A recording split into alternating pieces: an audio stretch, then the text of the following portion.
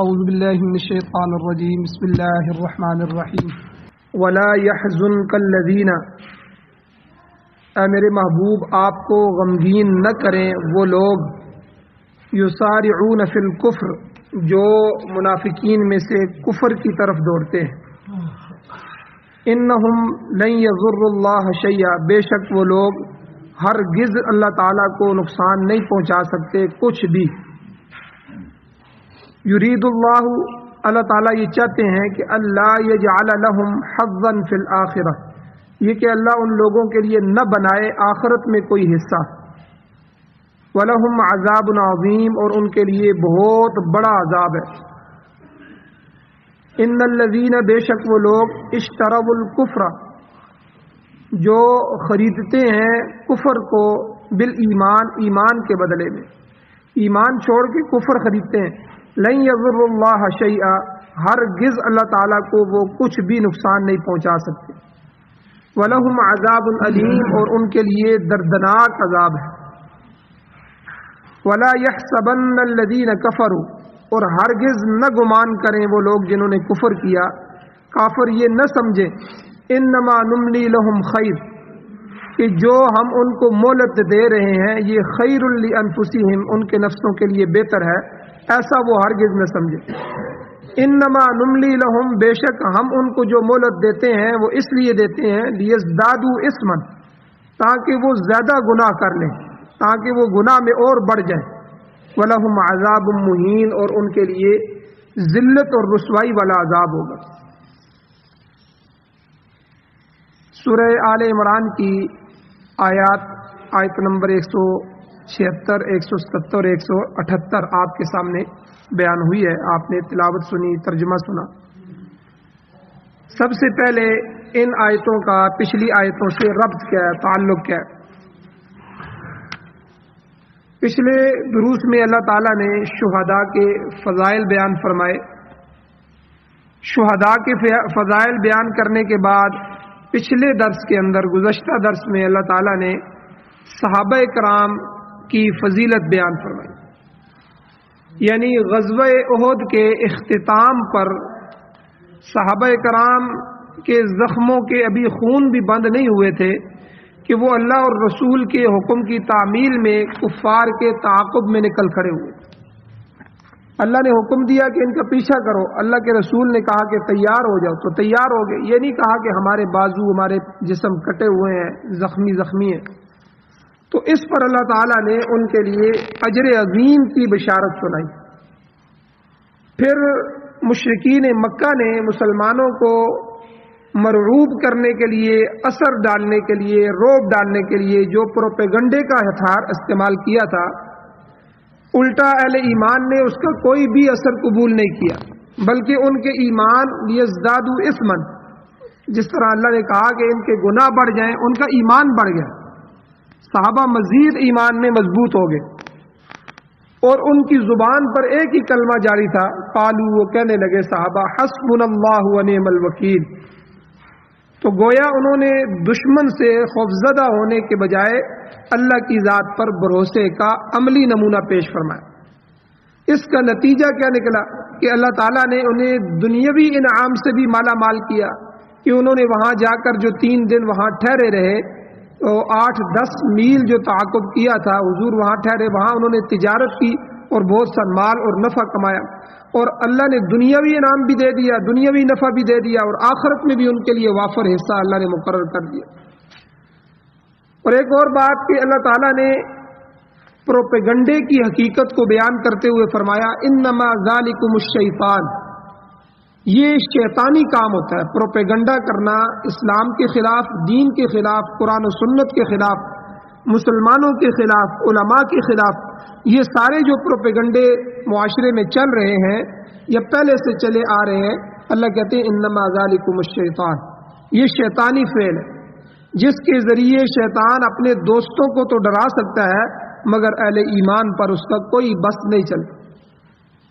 تو شاہ عبد القادر محدث دہلوی رحمۃ اللہ علیہ نے جو ترجمہ قرآن لکھا ہے، اس میں اس کا ترجمہ یوں کیا ہے، یہ جو ہے سو شیطان ہے کہ ڈراتا ہے اپنے دوستوں سے، یعنی اپنے حواریوں کے ذریعے اہل ایمان کو ڈرانے کی کوشش کرتا ہے۔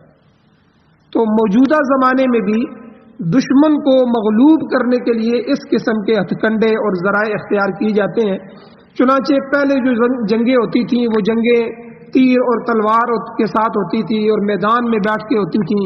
اور میدانوں میں جو ہے وہ پتہ چلتا تھا کون بہادر ہے، کون لڑ رہا ہے، کون منافق ہے، کون ڈر رہا ہے اور بھاگ رہا ہے، کون عذر کر رہا ہے، یعنی ہر بندہ سامنے آ جاتا تھا۔ پھر اس کے بعد جو جنگیں شروع ہوئیں وہ جنگیں ٹینکوں کی اور گولوں کی اور اس طرح میزائلوں کی شروع ہوئی، اور آج کل جو جنگ ہے وہ سرد جنگ جسے کہتے ہیں، سرد جنگ، کولڈ وار، اور اعصابی جنگیں، نفسیاتی اعصابی جنگیں جن کو جو ہے نیوس وار کہتے ہیں، یہ ساری کی ساری جو جنگیں ہیں یہ اسی قسم کی ہیں۔ یہ پروپیگنڈے کی جنگیں شروع ہیں، پروپیگنڈا کیا اور دشمن کو ذلیل کر دیا پوری دنیا میں۔ تو بہت سے ایسے بہادر لوگ ہیں جن کو مار مار کے بھی وہ کچھ بات نہیں بلوا سکتے، لیکن نفسیاتی طور پہ ٹارچر کرتے ہیں تو وہ بول پڑتے ہیں، بلکہ نفسیاتی حملہ یہ دشمن کے حوصلے توڑ دیتا ہے۔ اور بعض دفعہ کسی آدمی کو آپ نفسیاتی طور پہ ٹارچر کرتے ہیں تو وہ بندہ خودکشی بھی کر لیتا ہے، یعنی نفسیاتی طور پہ کسی کو ٹارچر کرنا یہ بہت سخت حملہ ہوتا ہے۔ یہ آمنے سامنے کی جنگ سے، یہ تیر اور تلوار چلانے سے یا گولی مارنے سے زیادہ سخت ہوتا ہے کہ بندہ اس کو نفسیاتی طور پہ ٹارچر کرے۔ تو یہ اعصابی جنگیں ہیں، یہ اعصاب پر اعصاب شکن جو ہے قسم کے پروپیگنڈے ہوتے ہیں کہ جن کے ذریعے سے بندے کے اعصاب ٹوٹ جاتے ہیں۔ لیکن یاد رکھیں اللہ تعالیٰ نے ان آیات کے ذریعے اور صحابہ کرام کی ان مثالوں کے ذریعے اللہ نے بتا دیا کہ جن لوگوں کو اللہ کی ذات پر بھروسہ ہوتا ہے، حسبنا اللہ و نعم الوکیل کا جو جملہ ہے کہ ہمارے لیے ہمارا اللہ کافی ہے اور وہ بہترین کام بنانے والا ہے، اس سے بڑا کام بنانے والا کون ہے؟ وہ کارساز ہے۔ تو جن لوگوں کا اللہ کی ذات پر بھروسہ ہوتا ہے وہ مادی اسباب کو بھی جانتے ہیں اور اللہ تعالیٰ کی صفات سے بھی واقف ہوتے ہیں۔ اللہ کی ذات بھی زبردست ذات ہے اور اللہ کی صفات بھی بڑی صفات ہے۔ اللہ غالب ہے، واللہ غالب علی امری، اللہ اپنے معاملے میں غالب ہے، گرفت رکھتا ہے، یہ اللہ کی صفت ہے۔ تو اللہ پوری دنیا کو چلا رہا ہے، دنیا اللہ کے سامنے کیا چیز ہے؟ اللہ کی ایک مٹھی کے ایک کنارے میں پوری دنیا آ جائے گی۔ تو اس لیے اللہ تعالیٰ جو ہے وہ غالب ہے۔ تو یہ مومن کا ایمان ہوتا ہے اور مومن اللہ کی صفات پر پورا بھروسہ رکھتا ہے۔ آپ دیکھیں نا طالبان کو جب پوری دنیا ان کے سامنے آئی، 60 ممالک، یعنی منہ سے کہنا آسان بات ہے، 60 ملک جمع ہو کے آئے ان کو توڑنے کے لیے ان کو، اور ان کے پاس کیا تھا؟ کچھ بھی نہیں تھا، نہ ٹینک تھے، نہ بختر بند گاڑیاں تھیں، بلکہ اسلحہ بھی جدید نہیں تھا، وہی پرانے اسلحے اور پرانے ہتھیار تھے۔ اب ادھر سے جو دنیا آئی وہ اپنی بحری بیڑے لے کر آئی، پورے سمندر انہوں نے گھیر دیے، ارد گرد کے خطے کے سارے سمندر ان کے پاس، سارے ممالک ان کے ساتھ، اور ہر قسم کی طاقت، ہر ملک اپنے اپنے ہیلی کاپٹر لے کے آیا، جدید جدید ٹیکنالوجیاں تھیں، آسمان ان کے پاس تھا، فضا ان کے پاس تھی، اوپر سے سیٹلائٹ سسٹم ان کے کام کر رہے تھے، نیچے سے جاسوس ان کے کام کر رہے تھے، ساری طاقتیں ان کے پاس تھی۔ لیکن یہ اسباب تھے جو ملا عمر اور ان کے ساتھی یہ ایمان والے تھے، وہ یہ بات سمجھتے تھے کہ یہ اللہ کے سامنے یہ اسباب کوئی چیز نہیں ہے۔ ہم ایمان والے بن جائیں، ہمارا بھروسہ اللہ کی ذات پر مکمل ہو جائے تو یہ کوئی چیزیں نہیں ہے۔ اللہ ان کو تباہ و برباد، اللہ ان سے زیادہ طاقتوں کو اللہ نے توڑ دیا ہے، پاش پاش کر دیا ہے۔ بڑی بڑی طاقتیں اللہ نے قرآن مجید میں بیان کی ہیں کہ اللہ نے آج ان کے نشان بھی دنیا میں نہیں ملتے۔ تو اس لیے یہ ایمان والے کا جو ہے ایک جذبہ ہوتا ہے، اس کا عقیدہ ہوتا ہے، اس کو اللہ کی ذات پر بھروسہ ہوتا ہے، وہ اسباب کو بھی جانتا ہے اور اللہ کی صفات سے بھی واقف ہوتا ہے۔ انہیں علم ہے کہ اللہ تعالیٰ کی قدرت ہر چیز پر حاوی ہے، اللہ ہر چیز پر گرفت رکھتے ہیں۔ مومن اللہ کے حکم کے مطابق اسباب کو اختیار ضرور کرتے ہیں، مگر ساتھ وہ خوب یہ جانتے بھی ہیں کہ اللہ تعالیٰ بغیر اسباب کے بھی کامیابی عطا کر سکتے ہیں۔ اللہ کو اسباب کی ضرورت نہیں ہے، ہمیں حکم دیا گیا ہے کہ آپ سبب اختیار کریں، لیکن اللہ کو اسباب کی، وہ تو مسبب الاسباب ذات ہے، وہ تو خود اسباب بنانے والی ذات ہے۔ تو بہرحال اللہ تعالیٰ نے یہاں فرمایا کہ مخالفین منافقین اور کافروں کا جو پروپیگنڈا ہے یہ شیطانی فعل ہے،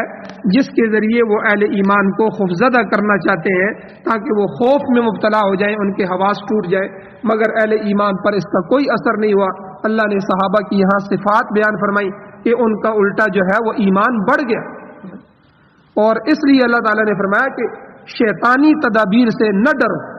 فلا تخافوہم، تم ان سے خوف نہ کھاؤ، وخافونی ان کنتم مؤمنین، ڈرنا ہے تو میری ذات سے ڈرو اگر تم ایمان والے ہو، اس لیے میری ذات سے صرف تمہیں ڈرنا چاہیے۔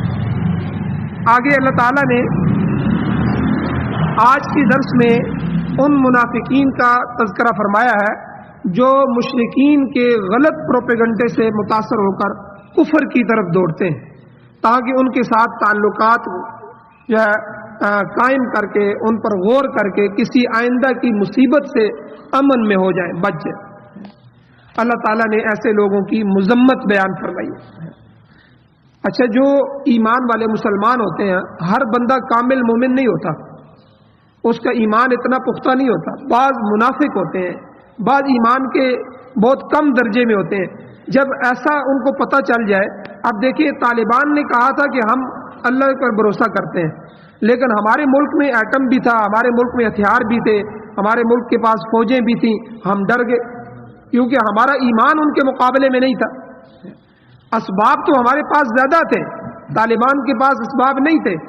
لیکن ان کا ایمان پہاڑوں کی چٹانوں کی طرح سخت تھا اور ہمارا ایمان پانی کی طرح پھسل رہا تھا۔ مشرف نے یہ کہا تھا کہ بھئی یہ تو طوفان چلا ہے، ہم کیوں اپنے ملک کو تباہ کریں، یہ تو چلے گا تو ہمیں لپیٹ کے رکھ دے گا، ہم تو سر نیچا کرتے ہیں۔ اپنا سب کچھ ان کے حوالے کر دیا، اپنی زمین ان کے حوالے کر دی، اپنے اڈے ان کے حوالے کر دیے، اپنا سب کچھ ان کے حوالے کر دیا۔ تو حضور علیہ السلام کے زمانے میں بھی جو منافقین تھے، عبداللہ ابن ابی وغیرہ، جب ان کو یہ خبر پہنچی کہ قد جمعوا لکم، کہ مشرکین مکہ تو بہت بڑا لشکر لے کے بیٹھے ہوئے ہیں، اب وہ اندر اندر سے کافروں سے ملنے کی کوشش کر رہے ہیں کہ بھائی یہ تو سرپھرے لوگ ہیں، حضور اور صحابہ کے بارے میں کہا یہ تو ڈرتے ہی نہیں ہیں، ٹھیک ہے، ان کو بھی پتہ چل گیا ہے، ابھی پروپیگنڈا تھا، اللہ نے بعد میں بیان کر دیا۔ تو منافق قسم کے لوگ فوراً ان حکومتوں سے رابطے میں ہو جاتے ہیں کہ بعد میں کوئی ہمیں مصیبت نہ آ جائے۔ تو اللہ تعالیٰ نے ایسے لوگوں کی مذمت بیان فرمائی، اور اللہ کہتے ہیں وَلَا يَحْزُنْكَ الَّذِينَ، اے میرے محبوب آپ کو غمگین نہ کریں وہ لوگ کہ يُسَارِعُونَ فِي الْكُفْرِ، جو کافروں کی طرف دوڑ کر جاتے ہیں، کفر کی طرف بھاگ رہے ہیں تاکہ ان کے ساتھ دوستانہ مراسم اور تعلق قائم کر سکیں۔ فرمایا آپ دین کے معاملے میں فکر مند نہ ہو، إِنَّهُمْ لَن يَضُرُّوا اللَّهَ شَيْئًا، یہ لوگ اللہ کو نقصان نہیں پہنچا سکیں گے، ہرگز اللہ کو نقصان نہیں دے سکتے، پوری دنیا مل جائے۔ اس لیے ہمارا عقیدہ ہے کہ ساری دنیا مل کے اللہ تعالیٰ کی نافرمانی میں لگ جائے، اللہ تعالیٰ کی حکم عدولی میں لگ جائے تو اللہ کو کوئی نقصان نہیں پہنچا سکتے۔ ساری دنیا نافرمان ہو جائے، اللہ کا کیا بگڑتا ہے، اللہ کا کیا نقصان ہو سکتا ہے، اور اسی طرح اللہ کی شان میں کوئی کمی نہیں آ سکتی۔ اور اسی طرح اگر کوئی ساری دنیا مل کے سجدے کرنے شروع کر دے، ساری دنیا نیک ہو جائے تو تب بھی اللہ کی شان پہلے سے ہی بلند ہے، اللہ کی شان میں اور بلندی نہیں ہو سکتی۔ وہ عظیم ذات ہے، وہ اکبر ذات ہے، سب سے بڑی ذات ہے، اس کی ذات میں کوئی آنچ نہیں آ سکتی۔ تو یہ تو ہمارے لیے ہے کہ ہم اگر نیک اعمال کریں گے تو اللہ جنت عطا فرمائیں گے، یہ تو ہماری مجبوریاں ہیں، تو اور اگر ہم نہیں کریں گے تو دوزخ کی آگ ہے۔ تو اللہ نے یہی فرمایا کہ اے میرے محبوب یہ اگر کو کافروں کی طرف دوڑ کے جاتے ہیں یسارعون فی الکفر تو انہم لن یضروا اللہ شیئا، اللہ کا کیا بگاڑیں گے، اللہ کا جو ہرگز نقصان نہیں کر سکیں گے۔ اور علماء مفسرین لکھتے ہیں کہ یہاں پر اللہ کو نقصان پہنچانے سے مراد اللہ کے دین کو نقصان پہنچانا ہے۔ اس قسم کا جو طرز کلام ہے وہ قرآن مجید کی مختلف صورتوں میں اللہ نے بیان فرمایا ہے، جیسے سورہ حج میں آتا ہے، اللہ فرماتے ہیں وَلَيَنْصُرُنَّ اللَّهَ مَن يَنْصُرُهُ، اللہ تعالیٰ اس کی ضرور بضرور مدد کرے گا جو اللہ کی مدد کرتا ہے۔ اب ظاہر ہے یہاں اللہ کو تو کسی مدد کی ضرورت نہیں ہے، اللہ کو کس چیز کی مدد کی ضرورت ہے، وہ تو خود مدد کرنے والی ذات ہے، وہ تو خود ناصر ہے، مدد کرتا ہے، اور اللہ ہر چیز سے بے نیاز ہے، نہ اللہ کی اولاد ہے، نہ اللہ کی بیوی ہے، نہ اللہ کی آگے نسل ہے، اللہ کو کس چیز کی ضرورت ہے۔ مگر اس کا مفہوم یہ بنتا ہے کہ جو لوگ اللہ کے دین کی مدد کرتے ہیں اللہ تعالیٰ ان کی مدد کرے گا. یہاں مراد یہ ہے. لہٰذا یہ جو لن آتا ہے لن یضر اللہ، یہ لن کا لفظ جو ہے عربی میں یہ مستقبل کے لیے نفی تاکید کا معنی دیتا ہے. کیا مراد؟ یعنی یہ لوگ آئندہ زمانے میں بھی اللہ کے دین اور اہل ایمان کو ہرگز نقصان نہیں پہنچا سکیں گے، اللہ کو نقصان نہیں پہنچا سکیں گے. کیا مطلب؟ کہ ابھی بھی حضور آپ کے زمانے میں بھی اور آئندہ مستقبل میں بھی یہ کبھی بھی اللہ تعالیٰ کے دین کو، اللہ کے جو ہے دین کے ماننے والوں کو، اہل ایمان کو نقصان نہیں پہنچا سکیں گے. لیکن ایک شرط ہے، بشرطے کہ اہل ایمان اپنے ایمان پر پوری طرح قائم ہے. اب مومن ایمان پر ہی قائم نہیں ہے، اس کا ایمان ہی مکمل نہیں ہو رہا، اور اپنے ایمان پر، اللہ کی ذات پر پورا بھروسہ نہیں ہے، اللہ کی صفات پر پورا بھروسہ نہیں ہے، تو وہ تو کافروں کے غلام بن جائیں گے. تو اب مسلمان اللہ سے گلہ کریں کہ اے اللہ آپ ہمارے اوپر رحم نہیں کرتے. تو بھائی اللہ نے تو رحم کیا ہے، اپنے ایمان کو مضبوط کرو، مضبوط صفیں بناؤ، پھر دیکھو اللہ کی مدد کیسے اترتی ہے. گناہوں سے تم بھرے ہوئے ہو، ہر گناہ تمہارے اندر ہے، تمہارے بازار جو ہے وہ یورپ کی طرز پہ چل رہے ہیں، تمہارا لباس یورپ کا ہو گیا ہے، اور تمہاری رہن سہن بود و باش جو ہے وہ ہندوؤں کے طرز پہ چلی گئی ہے، تمہاری رسومات اور رواج سنتوں کے خلاف ہو گئے ہیں، اور پھر اللہ سے گلہ کرتے ہو کہ اے اللہ ہم آپ کے ماننے والے ہیں. صرف کلمہ پڑھ لینے سے تو نہیں بات ہوتی، اس کلمے کے تقاضے بھی ہیں، اس کے مطابق عمل بھی کرنا ہوگا. تو اس لیے اللہ تعالیٰ نے فرمایا شرط یہ ہے کہ اہل ایمان اپنے ایمان پر پوری طرح قائم رہیں، اللہ کی ذات پر حسبنا اللہ و نعم الوکیل، پوری اللہ کی ذات پر بھروسہ رکھیں، اللہ کی صفات کو پہچان لیں. تو لن یضر اللہ شیئا، ہرگز آئندہ مستقبل میں بھی کبھی بھی یہ کافر اللہ کے اس لشکر کو نقصان نہیں پہنچا سکتے. اللہ کے دین کو، علماء کو، ان سب مسلمانوں کو کبھی بھی نقصان نہیں پہنچا سکتے. اور اس مقام پر تو منافقین کی بات ہو رہی ہے، تاہم اللہ تعالیٰ نے یہ اصول بتلا دیا کہ سچے مومنوں کے خلاف یہود و نصارہ، مشرکین یا کسی بھی دین دشمن کی سازش کامیاب نہیں ہو سکے گی. حضور علیہ الصلوۃ والسلام کے زمانہ مبارک سے لے کر آج تک غیر مسلم جو ہے مسلمانوں کے خلاف ہمیشہ سازشیں کرتے رہے. خصوصاً یہ گزشتہ 3-4 صدیاں گزری ہیں، ان میں تو اہل اسلام کے خلاف اس قدر طوفان برپا کیا گیا ہے کہ بیچارے اجتماعی طور پر مسلمان مغلوب ہو کے رہ گئے. تاہم دین اور اہل اسلام کو جس قدر بھی نقصان پہنچا ہے یہ ہماری اپنی کمزوریوں اور کوتاہیوں کا نتیجہ ہے. اگر مسلمان سیدھے راستے پہ آ جائیں، صراط مستقیم پر قائم رہیں، تو اللہ تعالیٰ کا وہ وعدہ جو حضور کے زمانے سے اللہ نے اس قرآن میں کیا ہے، وہ وعدہ اللہ کا آج بھی قائم ہے، آج بھی موجود ہے کہ دشمن جتنے بھی حربے استعمال کرے، تم ایمان والے بن جاؤ، وہ تمہارا کچھ بھی نہیں بگاڑ سکتا. اور میں بار بار مثالیں دیتا ہوں اپنے زمانے کی، امارت اسلامیہ افغانستان، طالبان کی، کہ آپ دیکھیں کہ وہ ایمان والے تھے، اسباب نہیں تھے، کوئی دنیا کی مدد کرنے والا نہیں تھا، کوئی پڑوسی ملک نہیں تھا جو ان کی مدد کرے، بلکہ پڑوسیوں نے تو انتہائی نقصان پہنچایا ان کو. لیکن ان سب کے باوجود اللہ تعالیٰ نے دنیا کو دکھایا کہ وہ ساری سپر پاوریں جو جمع ہو کے آئی تھی، اللہ نے ایک ایک کر کے سب کو ذلیل کیا، اور پھر آخر میں جو بچ گئیں وہ اجتماعی طور پر جو ہے ان سے معافی مانگتے ہوئے، ان سے جو ہے معاملات طے کرتے ہوئے، مذاکرات کرتے ہوئے جو ہے وہاں سے نکل کے بھاگے، اور اللہ نے دنیا کی تاریخی شکست کفر اور اہل کفر کو دیا. تو یہ کیا تھا کہ وہ ایمان والے تھے، آج بھی وہ ایمان پر بولتے ہیں. ان کے وزراء جا کے دیکھیں نا، ان کے جو وزیر ہیں وہ گھروں میں لوگوں کے پانی بھر رہے ہیں، اپنے کندھے پہ سامان اٹھا کے یتیموں کے گھروں میں جا کے دے رہے ہیں. وقت کا پورے صوبے کا گورنر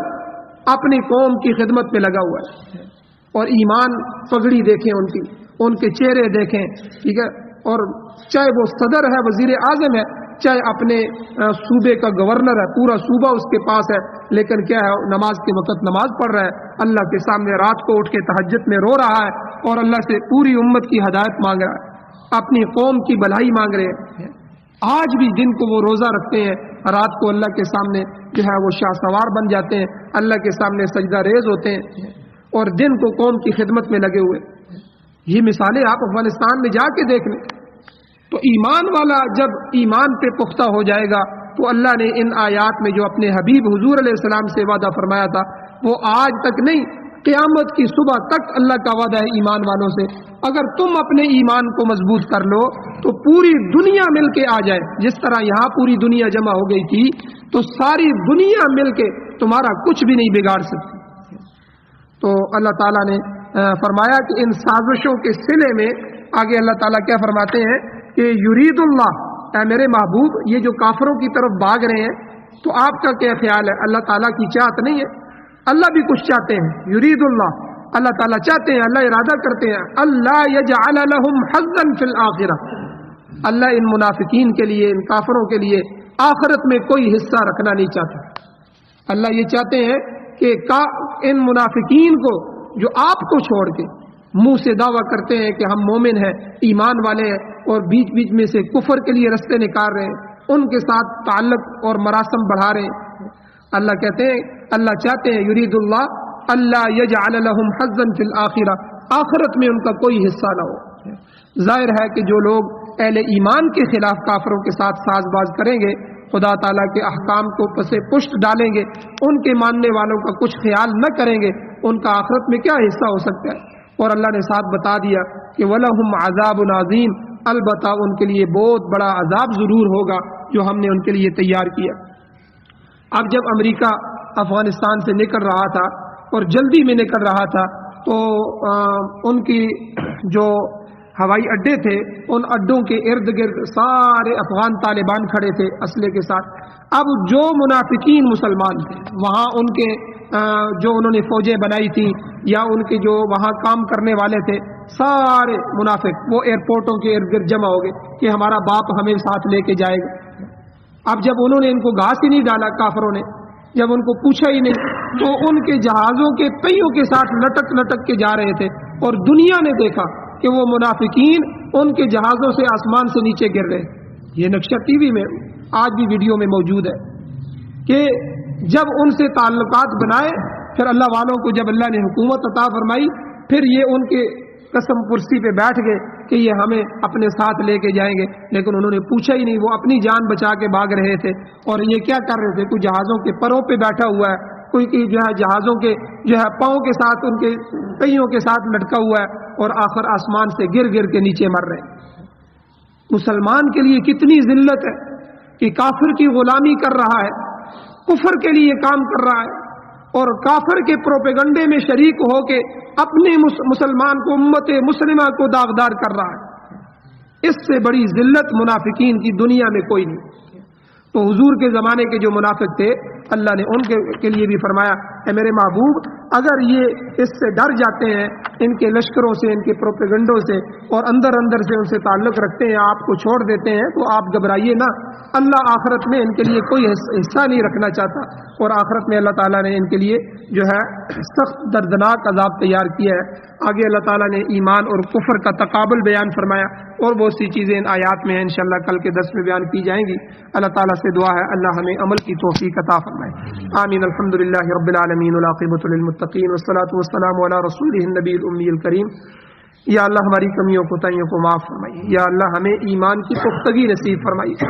یا اللہ پکا سچا ایمان نصیب فرمائیے، یا اللہ صحابہ کی طرح اپنی ذات پر بھروسہ نصیب فرمائیے، یا اللہ تیری ذات بھی اعلیٰ ہے، سب ذاتوں سے بڑی ذات ہے، یا اللہ تیری صفات مکمل صفات ہیں، یا اللہ تیری ذات اور صفات، یا اللہ ان کا یقین ہمیں نصیب فرمائے، یا اللہ ہم پر رحم فرمائیے، اپنے غضب اور غصے اور یا اللہ نفرت سے، انتقام سے ہمیں محفوظ فرمائیے، یا اللہ قرآن و سنت کو سننے، سمجھنے، اس پر عمل کرنے، اس کی اشاعت کرنے کی توفیق عطا فرمائیے، یا اللہ سعادت والی زندگی اور شہادت والی موت نصیب فرمائیے، یا اللہ پاکستان سمیت پوری دنیا میں قرآن و سنت کا نظام نصیب فرمائیے، یا اللہ جو حضرات بیمار ہیں ان کو شفا عطا فرمائیے، جو مشکلات میں ہیں یا اللہ ان کے لیے آسانیاں پیدا فرمائیے، یا اللہ جو ایمان کی حالت سے دنیا سے جا چکے ہیں یا اللہ ان سب کی بخشش فرمائیے۔ صلی اللہ تعالی علی خیر خلقہ محمد وآلہ وصحبہ اجمعین برحمتک یا ارحم الراحمین۔